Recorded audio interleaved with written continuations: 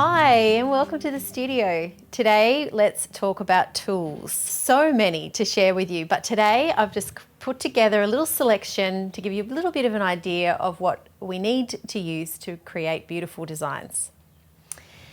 First of all, let's start with our cutters. Our secateurs. These ones are perfect for heavy stems, natives and larger hard to cut items. You may also use some little cutters. These are little floral cutters. And most importantly, your ribbon scissors. Please, these are not to go anywhere near sharp stems and wires.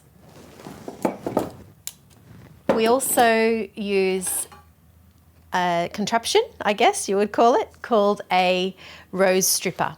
And this here pinches the stem of the roses and you pull it down and it takes away all of the stems, all of the thorns and the leaves in the bottom of the stem, keeping your stems really clean and thornless. Protecting your clothing. So aprons, I tend to use these a lot, and also for all of my workshops. If you've been to one of my workshops, you'll know that you have one of these waiting for you on the bench to protect your clothing. I also absolutely adore my tool bag.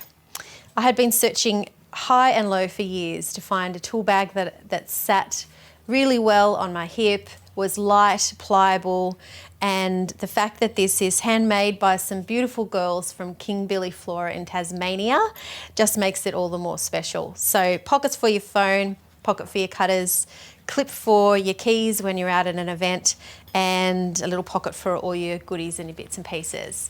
So something really worth investing in is a beautiful tool belt.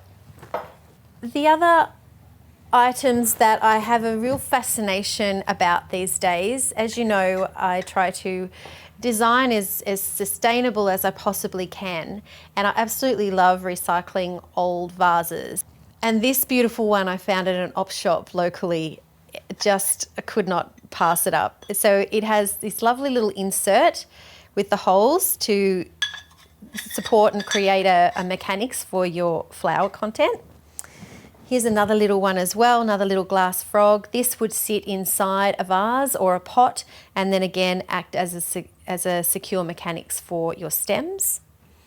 Another option that we can use, alternative to foam, is these Kenzens or steel frogs. They work incredibly well. They're basically a little bed of nails. They're very heavy. They sit in the bottom of your vase or your container and you insert your flowers into those stems. I will be showing you how to utilize all of these different types of mechanics in further videos. So I look forward to sharing those techniques with you. I could not go and leave the cutters selection without sharing with you my most treasured possessions. These beautiful cutters I was able to purchase in Japan. A couple of years ago we had the opportunity to go, and I just was not coming home without a beautiful pair of handmade, gorgeous Japanese cutters. They are renowned for their design and their style in Japan, and just the way these sit in your hand is just so beautiful. I was very excited. And this little one here, so there's secateurs, and these are some beautiful flower cutters. So the secateurs I use when I'm unpacking, and you can see they're very well used for your harder stems, and the blade is just brilliant, does a beautiful sharp cut. And for these ones I use when I'm actually creating a design, so I'm just cutting one stem at a time, and again, they just sit beautifully in your hand. So if you do get an opportunity to invest in really good quality cutters, I would highly recommend it.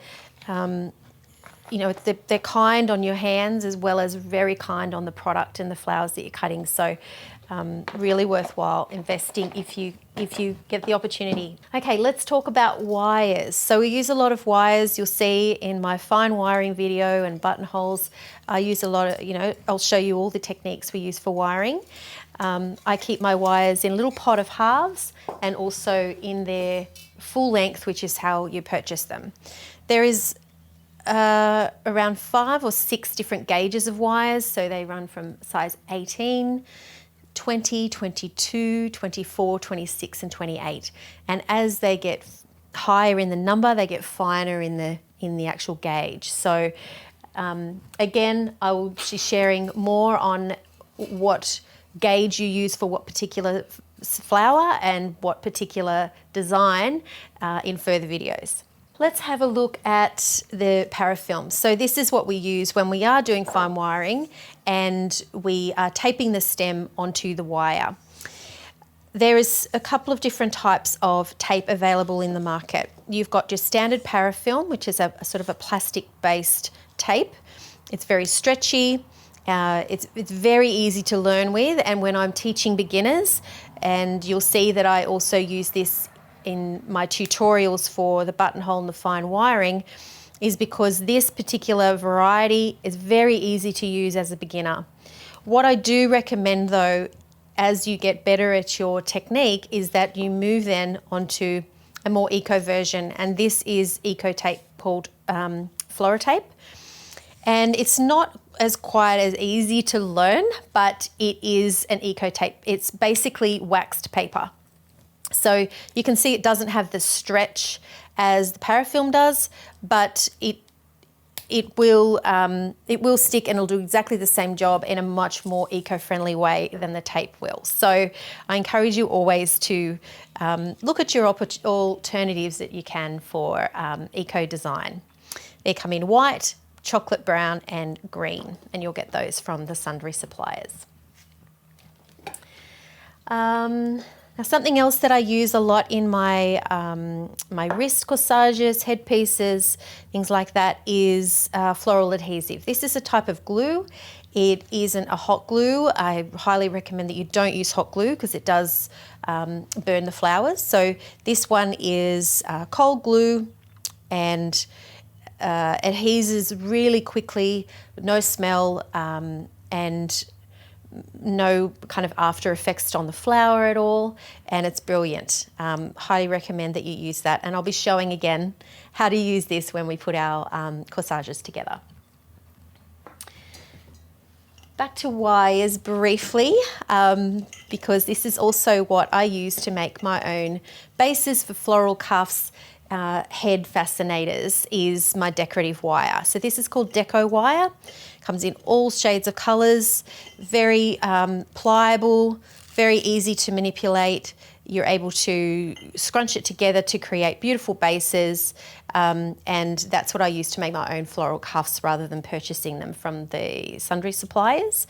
And that I find that the glue adheses to that really well as well when I'm using that as a frame. And lastly, let's talk about ribbons. I have an absolute obsession with ribbons, and this box needs to be quadruple the size for me to fit all my goodies in, and I actually have about 5 drawers over there full of ribbons. I really like purchasing organic plant dyed ribbons, and I've just found a beautiful new supplier called Silk and Bramble, and she has sent me this gorgeous sample pack. This is only about 1/3 of the sample pack. Goodness knows how I'm going to actually make my selection, because seriously I just want a roll of everything, but you can see there's some really beautiful silks in there. We also have some other little beautiful plant dyed silks as well that I use for my weddings and events. But you know, ribbons are, I guess, you know, I've got ribbons that I've had for many, many years, and they're just, you know, when you buy good quality ribbon, it really shows in your work. So I can't tell you how much I'm a sucker for beautiful ribbons. Okay, oh, but wait. something really important. What about our string and our tying materials? So I keep my little tying materials on a little roll that I have here. Cutters at the handy and at the ready. And I also absolutely love this product. This is Bind Wire. It's a paper covered wire, comes in natural and green, really easy to use and easy to manipulate, and allows you to bind branches together and really seamlessly without sort of noticing it as a normal wire that you would. So, and allows you to not have to parafilm or tape it either. So, great product, and yeah, I highly recommend your toolbox has a roll of this in it. I will be adding in the design notes for this one, I will be adding links to all of the companies that I use and suppliers that I purchase all of my good bits and pieces from, all except the lovely little shop in the tiny cobblestone streets of Japan. And you'll find that throughout my other videos and my other tutorials, I'll be sharing a wider range of tools. This is really, again, just a sample, just to share with you what I use on a really regular basis and things that you might want to, add to your own toolbox. So I hope you have a beautiful day. Any questions, please pop them in the comments box, and I'll see you soon.